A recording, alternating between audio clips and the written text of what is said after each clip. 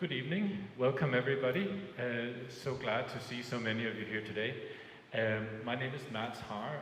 I'm an associate professor at Trinity College in Dublin. Not your own Trinity College, but our similarly named college across the Irish Sea. And I'll also be hosting a little bit tonight. We have first, before the main program, we have two scientific speakers. We have Professor Charles Spence here from the Department of Experimental Psychology. And we have Jan Gao, who is a PhD student working with Charles and also working with ourselves here tonight. You're going to see a very experimental program, and I'll be introducing a few things as we go along. But first, I'd like to welcome Charles to say a few words.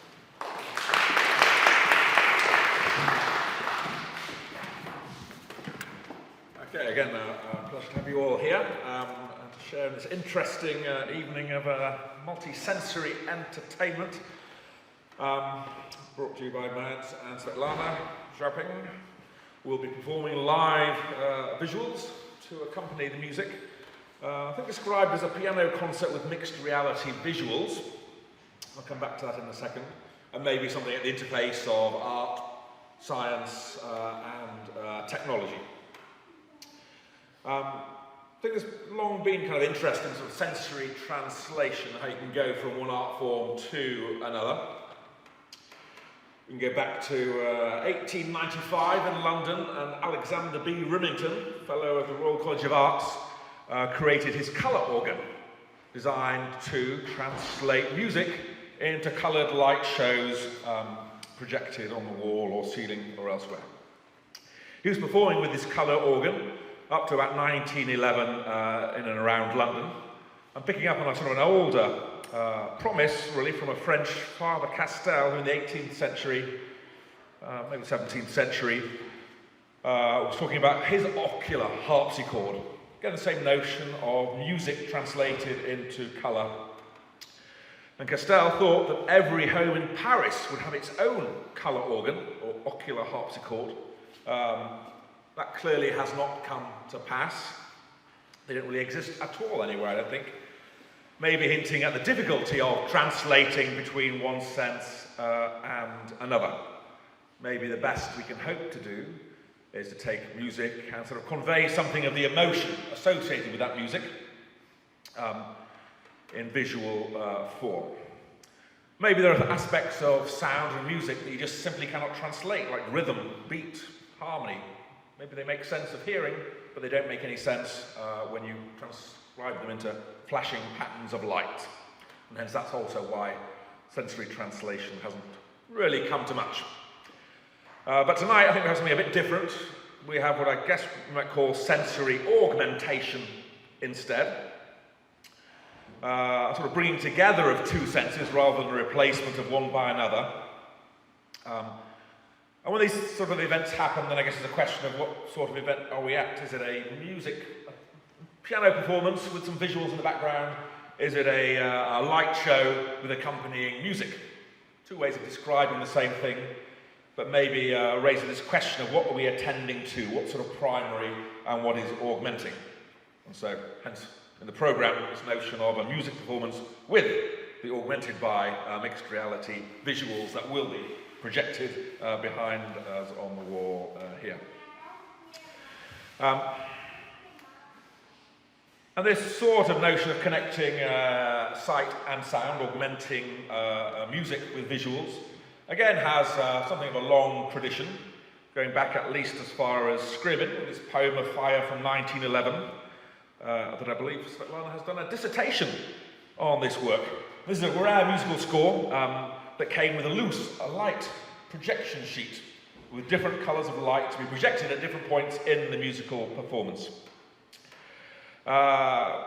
Published in 1911, I think Scriabin dies in 1915, and the first performance with light also happens after his death in New York in 1915. Then the light score is lost, and some decades later mysteriously rediscovered on the back of a napkin or something like that.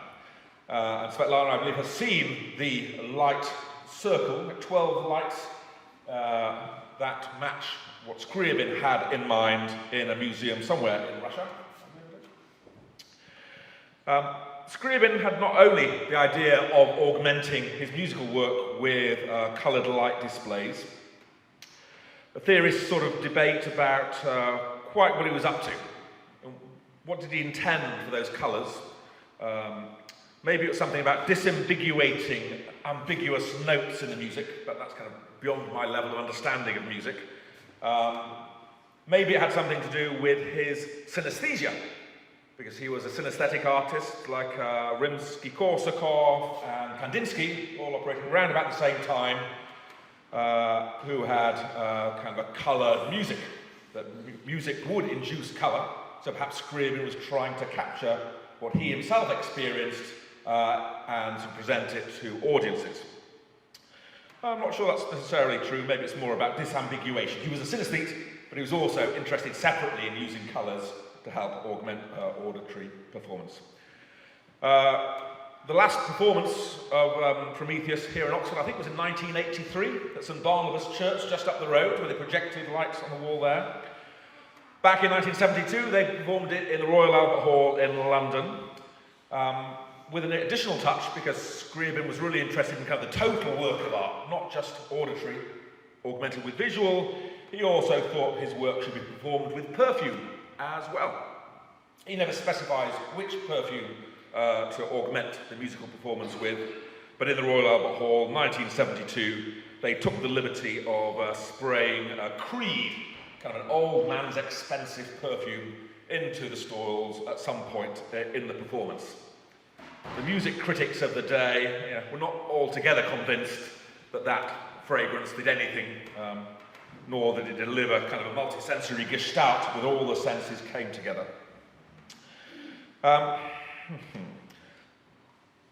So what we have tonight is maybe inspired in some way by that sort of poem of fire from Scriabin. I'm interested to see what sort of visuals we have. Are they based on synesthesia like Scriabin had? I think not. Are they more metaphorical or literal? Are the visuals, in some sense, capturing the emotion of the music that we are about to hear? Maybe any and all of those might be possible. I'll be listening carefully to think about what role synchrony plays in the experience, the synchrony of what I'm seeing and what I'm hearing. And I'll be looking out to see whether at any point I get this kind of emergence, this kind of gestalt quality where the sounds and visuals kind of come together into something more than the sum of their parts. Very rarely achieved, but if we go back to one of the earlier performances of Scriabin with the loose light score, we have Wells writing in 1980. He says, "One only has to trace the remarkable unfolding of harmonic colour in Scriabin's later works to realise that it was harmony above all that prompted him to speak a visual counterpoint to his music. An equivalence of oral harmony and visual is so strongly implied in Scriabin's later works that for me they seem to emanate from a single source."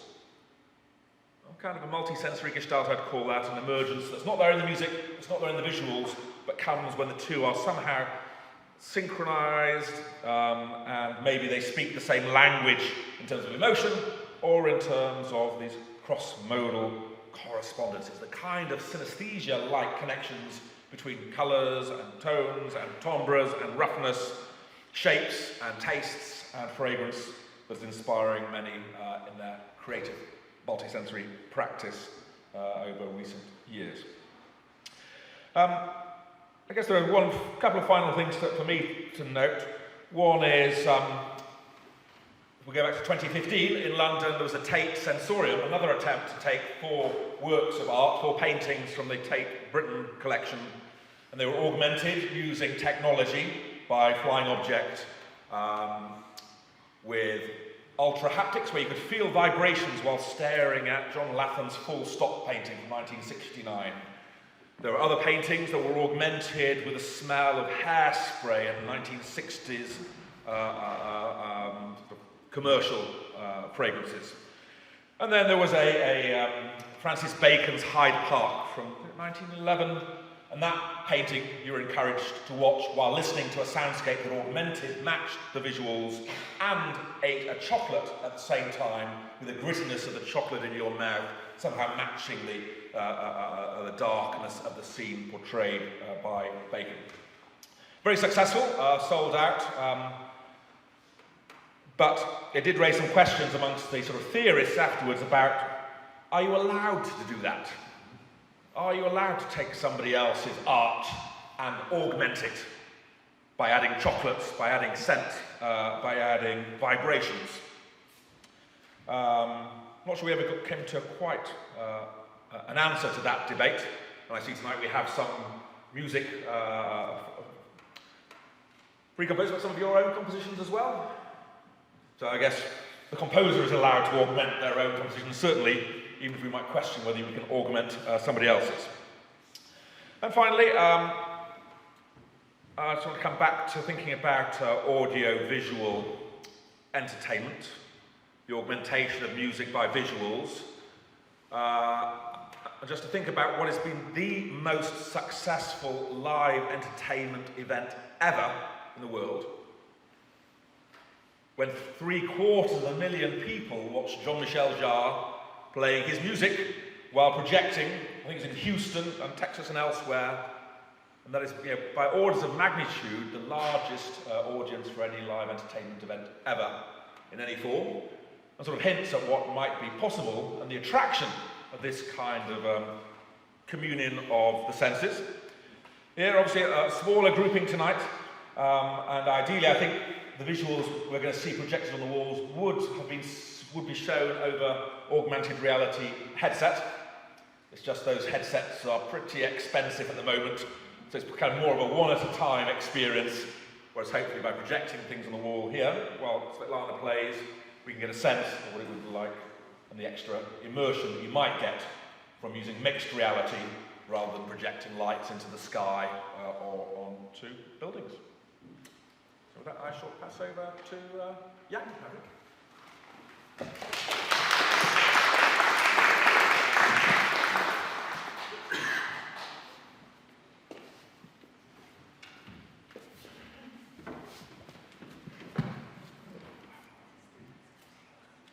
Hi everyone, my name is Yang. I'm a second-year DPhil student in experimental psychology.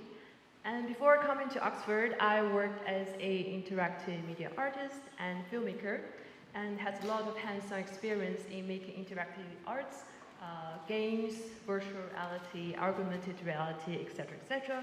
And now as a cross-modal perception lab, my research focuses on multi-sensory experience in entertainment, specifically how we can make it more immersive, more engaging, and realistic. And also enhance audience empathy with the story and potentially willing to pay more for the experience. So we first conducted a series of literature review on touch and entertainment, including passive entertainment like traditional film, active entertainment like gaming, virtual reality, live performances, and also the psychology mechanism behind it. So one key question we found in our research is that why hasn't touch become a mainstream part of cinema? So the concept of the tactile film, what we called the Felix, was first came out from 1932 from a novel, and now after a century now, it still haven't really been successfully integrated in cinema. Like first we have sound, then we have color and 3D, at how they work in cinema. And also vibration, tactile in other entertainment medium like gaming, virtual reality. You can find it on your, for example, PS5 game console, Nintendo Switch controller. But also pressure-based tactile feedback hasn't really been explored in cinema. So to address this, we collaborated with this artist, PhD student in Central Academy of Fine Art, Gu Yuliu. We developed this haptic bubble suit where you can feel the pressure all over the body. So we invited the participant over and we played them these two film clips. First is from the third Harry Potter and the other one's from Charlie and Chocolate Factory. In both film clips, there's this one character physically expands, and we have this bubble suit to influence and also give the participants' pressure all over their body, on their tonsil, on their arm, on their abdomen, on their legs, on their gluten, everywhere. So exactly the same time, they can feel what is showing on the screen. And after that, we found that their immersion and engagement and realism significantly increased, and also willingness to pay increased almost more than double, from a little bit less than 20 RMB to more than 40 RMB. So basically £2 to £5 for a 2 to 3 minutes of film experience. And now after that, we're conducting a similar experiment here in Oxford using a different suit, but with similar experiment design, where we're collaborating with this visitor researcher from Japan, Masashi, and we have this vibration all over the participant body and watching the same film. So now we're not really have the sensation that they're showing on screen, but it's more like a more abstract form of feedback. And the question is, can people still make this association and how their experience is like? So we're still in the middle of this experiment, but the pilot study shows some really promising results. And if the experience is better, and if people are willing to pay more for the experience, so what are the challenges behind the tactile film? That's some question we would like to explore further. Is it technical, financial, creative limitation, like what Charles said? Does the creator want you to change the whole experience? And or is the ethical uncomfortable issue, or is the passive nature of traditional film fundamentally clash with active, interactive nature of touch? So these are the questions we'd like to explore further. Thank you.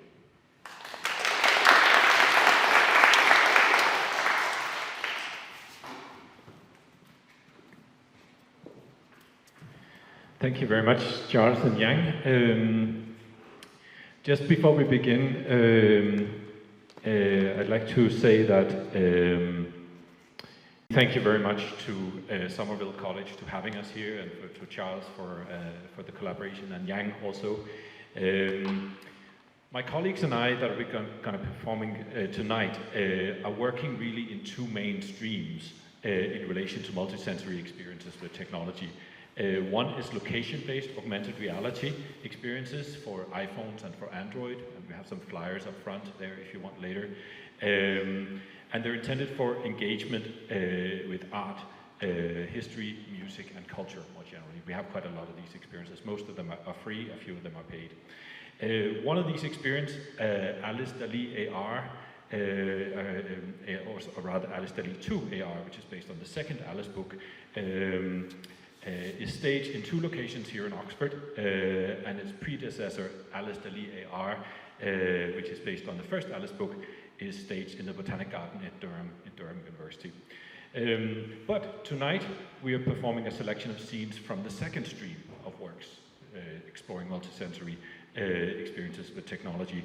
And that's a body of work that we call DreaMR, exploring dreaming with mixed reality. And many of you are probably familiar with virtual reality. Mixed reality is different, even though we use the same technology. Mixed reality blends your actual environment with the virtual world. So when you put on the headset, you're not inside the computer-generated world. You're still in your space, but you're seeing extra elements on top. And that's what we're going to show you tonight. Unfortunately, as Charles mentioned, we don't have headsets for everyone.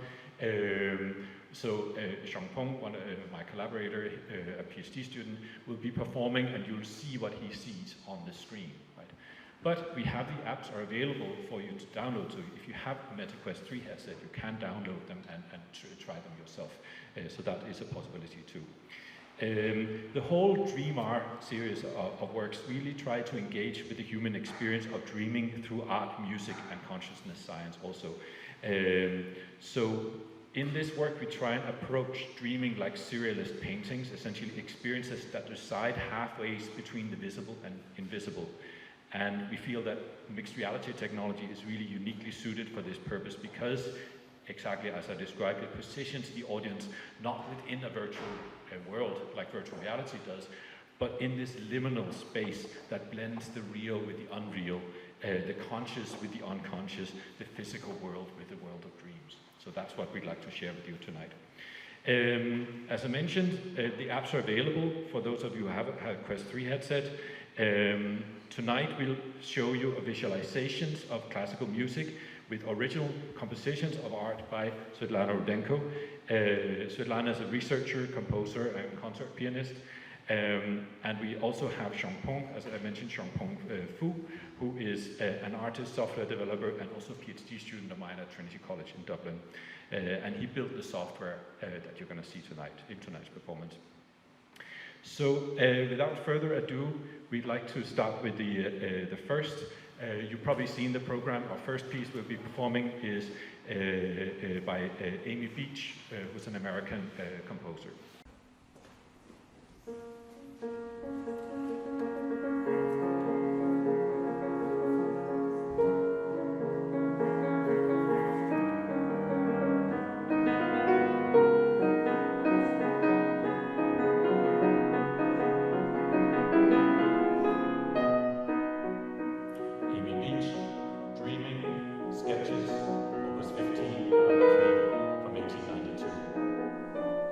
From 1892.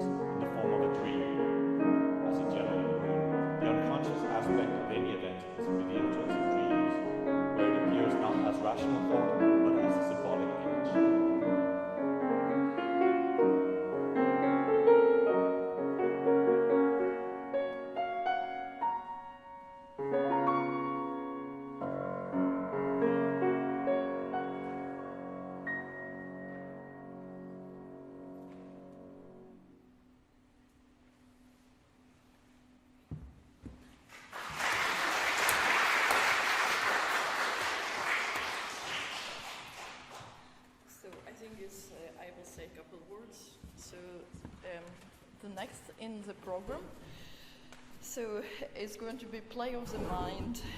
So because we matched Prokofiev, Sonata number 4, and the persistence of memory, Dali. So I just, the surrealism is a connecting element. So Prokofiev was born actually on territory of Ukraine in state Santsovka, Donetsk region. So he immigrated straight after Soviet Revolution in 1918, and he lived in America and in Paris, and got back to Soviet Union only in 1936. So that in Paris it was a blossom at that time of surrealism, and his opera Love to Three Oranges was regarded as highly surrealistic for juxtaposition of key tonalities, structures, musical texture, and also narration. So, and the subconsciousness, what he had in mind. So, of course, like in music critics, so we hear very little about surrealism of Prokofiev because the Soviet mentality oriented to proletarian marches and masses, suppressed anything what is connected with formalism, abstract, and etc. So I'm just going to introduce you the 3 movements of sonata. So the sonata was written in 1917, so it's predecessor to the emerged, the style later in like Love to Three Oranges. So C minor, the first movement, is Prokofiev gives this, it's not a title, but a note from the old notebooks, because there's a version that Prokofiev made the sketches to the music when his very close friend and classmate committed suicide when he was only 17. So C minor like associates also with Beethoven's Symphony number 5, so there's certain mentality of the key, but what Prokofiev giving the surrealistic touch to explain the mind where we have good thoughts, bad thoughts. So it's actually 3/4 time signature. It gives the impression of Baroque minuet in C minor, but with contemporary harmonies. So that's the first kind of surreal feel, and the themes of the sonata are very contrasting. So then we go into the second movement. This is in A minor, and the repetitive chords actually dictate this feeling of the clock or time ticking. So, and that's where Dali's bending or melting the clock comes, how our memory bends the time, and what we do remember, and what is true and what is not. So, and Prokofiev concludes the sonata with the third movement, which is complete bravura in C major. It's a complete contrast. So we can say that, oh, this is internal world or subjective world, and then external world. The world continues to exist, even the individual had a tragedy or something. So by operating in surrealistic style visuals, showing you this match with music, we want to bring you to the journey of relating unrelated concepts and symbols, and probably to explore your own journey through this emotion, visual, sound, and the essence, what you could perceive. So the journey not ending with the last moment of Prokofiev. So we are transiting through the Alice. Eternal Feminine or Gala was very important for Salvador Dali as a muse. So he left sculptures of Alice with skipping rope, and then with crutches when she got old, like So yes, we're talking about Lewis Carroll visualization of his second book, Through the Looking Glass. So you will hear 3 chapters of this experience, so that they're looking glass house, and with the flowers and interaction with insects. So Champong will interact, but as Matt says it, well, if you have headset mixed reality Quest 3, so you can experience this in your own environment. So by this concept, we want you to feel how it is to live in this wonderland, in this fantasy world, and dream-like experience. with technology. Okay, thank you.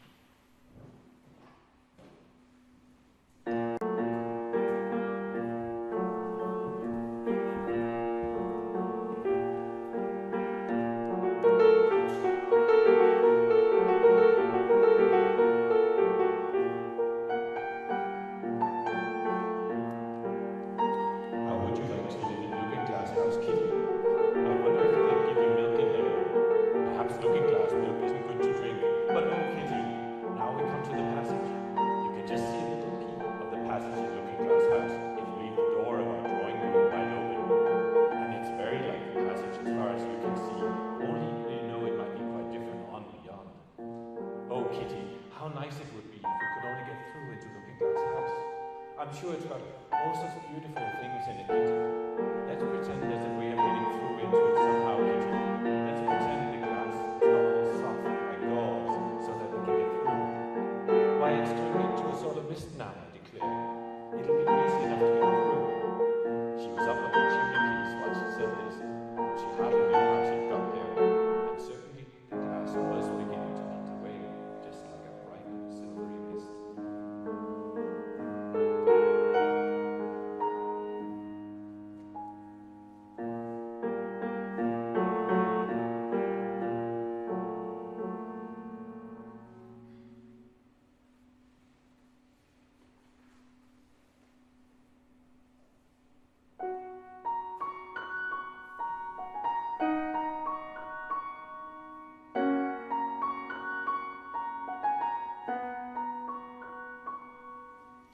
In most gardens, the tiger lady said, they make the beds too soft so that the flowers always sleep. This sounded a very good reason, and Alice was quite pleased to know it. I never thought of that before, she said. It's my opinion that you never think at all, the rose said in a rather severe tone. I also never saw anyone in a stupid or Dali said so suddenly that Alice quite jumped, for it hadn't spoken before. Hold your tongue, cried the tiger lady, as if you ever saw anybody. You keep your head under the leaves and snore away there until we know no more what's going on in the world than if you were a bug.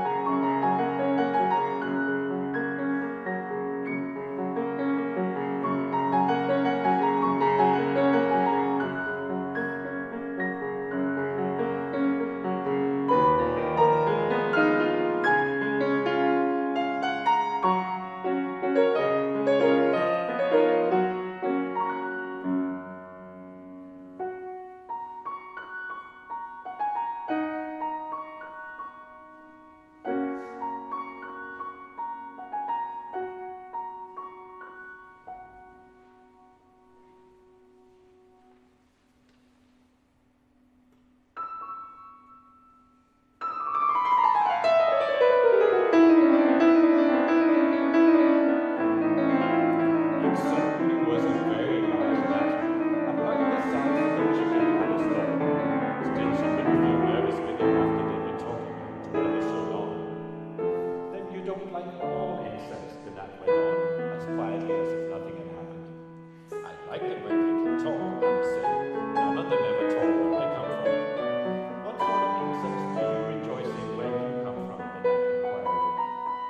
I don't rejoice in insects at all, Alice explained, because I'm rather afraid of them, at least the large kinds.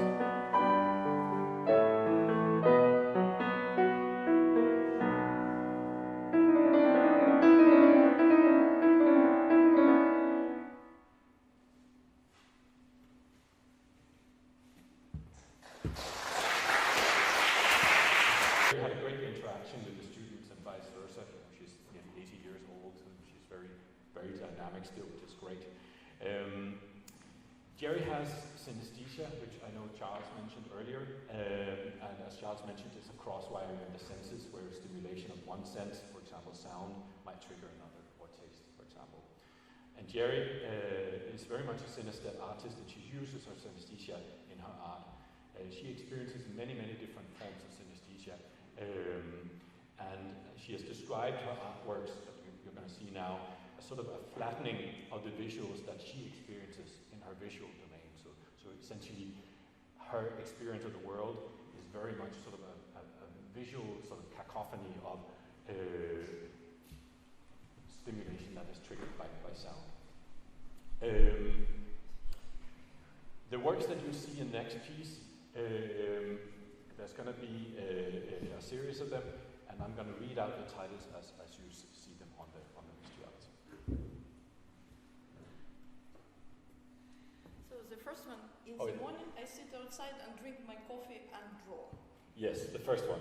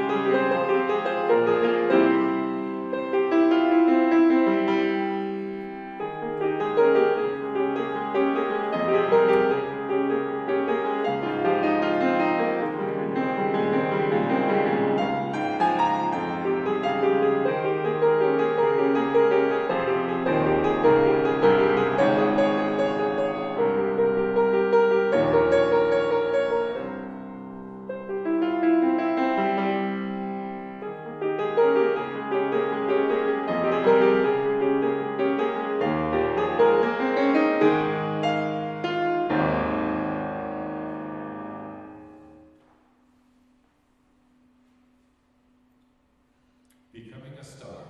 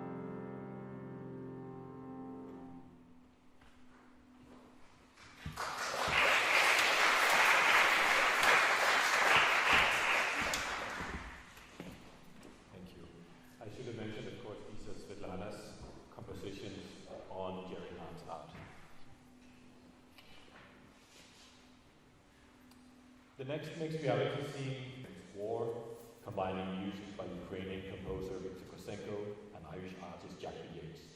The scene is a memorial to people affected by Putin's war in Ukraine, the Israel-Palestine conflict, and the many other military actions dictated by the political aims of those in power.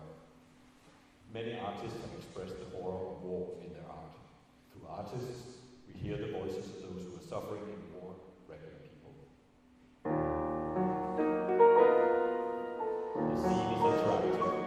Walking through the field of Ukrainian sunflowers, you can invite the birds to land on your arms. But be careful, the sunflower field is also a minefield. This is the contrast between life and death.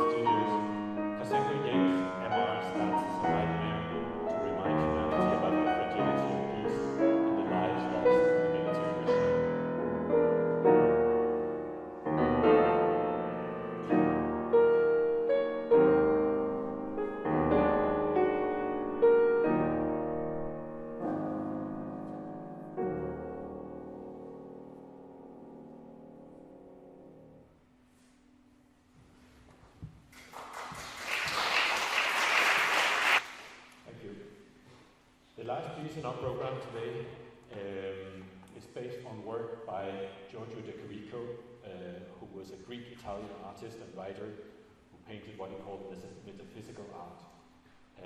Metaphysical art had a profound profound influence on the surrealists. De Chirico combined everyday reality with mythology and evoked inexplicable moods of nostalgia, tense expectation, and estrangement. He was based in Turin in Italy, and did some very significant work there. I will show some pieces from today. In this scene called De Chirico Metaphysical Art AR, you will see 10 paintings by De Chirico on which Svetlana has composed music. The music is available in the mixed reality app for Quest 3 and also in the location-based augmented reality app for iPhones and Android smartphones that we published. So.